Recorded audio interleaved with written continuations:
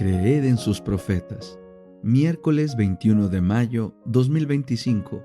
Génesis 35. Jacob regresa a Betel.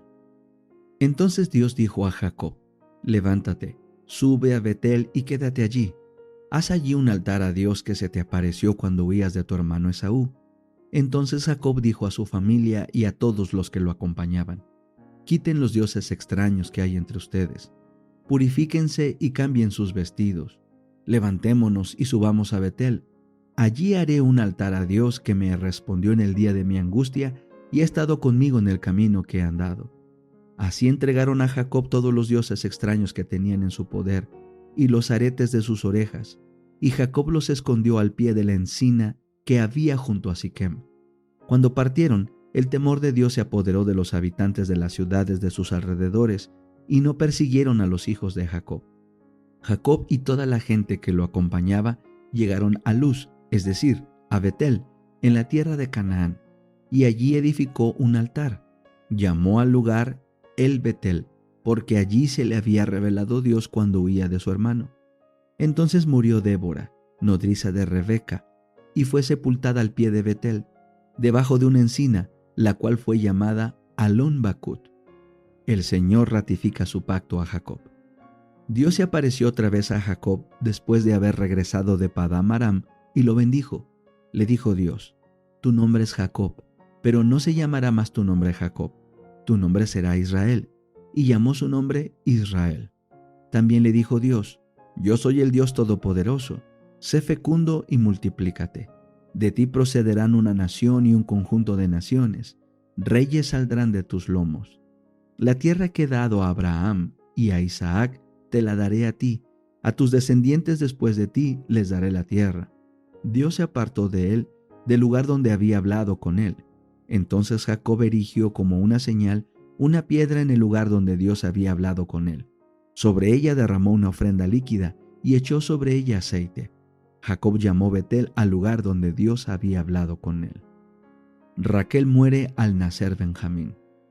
Partieron de Betel y faltando aún cierta distancia para llegar a Efrata, Raquel dio a luz tras un parto muy difícil. Y aconteció que como había dificultad en su parto, le dijo la partera: no temas, porque también tendrás este hijo. Pero sucedió que al dar el último suspiro, porque murió, llamó el nombre de su hijo Benoni, pero su padre lo llamó Benjamín. Así murió Raquel y fue sepultada en el camino de Efrata, es decir, Belén. Jacob puso sobre su sepulcro una piedra. Esta es la señal del sepulcro de Raquel hasta hoy. Rubén y la concubina de su padre. Israel partió e instaló su tienda más allá de Migdal Eder. Y sucedió que mientras habitaba Israel en aquella tierra, Rubén fue y se acostó con Bila, concubina de su padre, y lo llegó a saber Israel. Los 12 hijos de Israel. Ahora bien, los hijos de Israel fueron 12. Los hijos de Lea: Rubén, el primogénito de Jacob, Simeón, Leví, Judá, Isaacar y Zabulón. Los hijos de Raquel: José y Benjamín. Los hijos de Bila, sierva de Raquel: Dan y Neftalí. Los hijos de Silpa, sierva de Lea: Gad y Aser. Estos fueron los hijos de Jacob que le nacieron en Padán Aram. Muerte de Isaac. Entonces Jacob fue a Isaac su padre, a Mamre y a Kiriat Arba, es decir, Hebrón, donde habían habitado Abraham e Isaac. Fueron 180 los años de Isaac, e Isaac falleció y fue reunido con su pueblo, anciano y lleno de años, y sus hijos Jacob y Esaú lo sepultaron. Patriarcas y Profetas, capítulo 6. Set y Enoc. Las escrituras dicen que Enoc tuvo un hijo a los 65 años. Después anduvo con Dios durante 300 años. En la primera parte de su vida, Enoc había amado y temido a Dios y guardado sus mandamientos.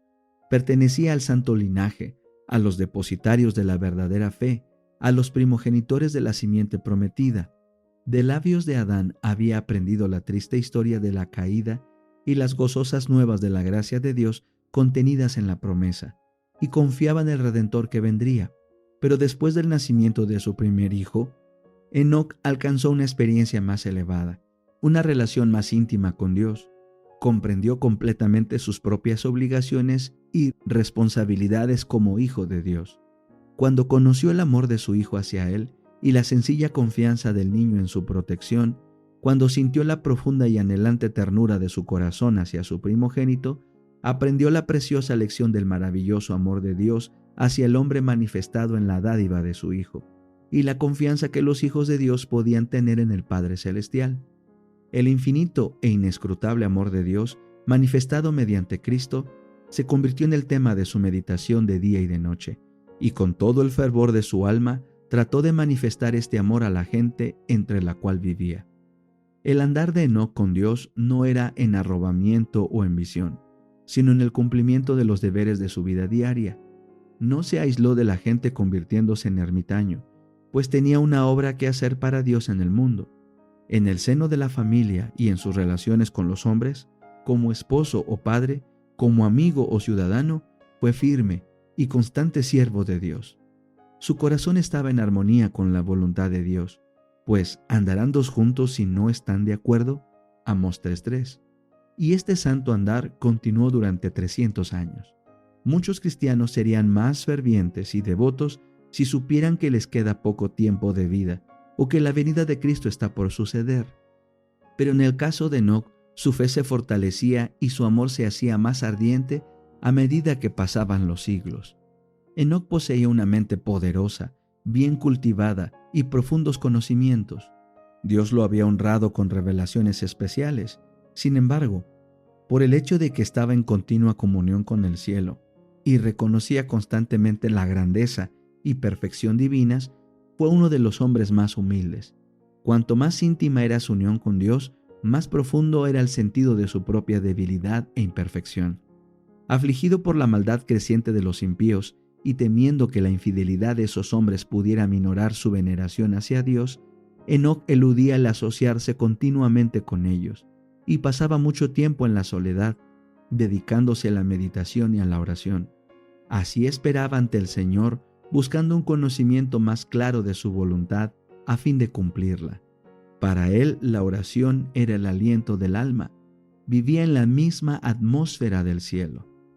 Por medio de santos ángeles, Dios reveló a Enoc su propósito de destruir al mundo mediante un diluvio, y también le manifestó detalles adicionales del plan de la redención. Mediante el espíritu de profecía lo llevó a través de las generaciones que vivirían después del diluvio, y le mostró los grandes eventos relacionados con la segunda venida de Cristo y el fin del mundo.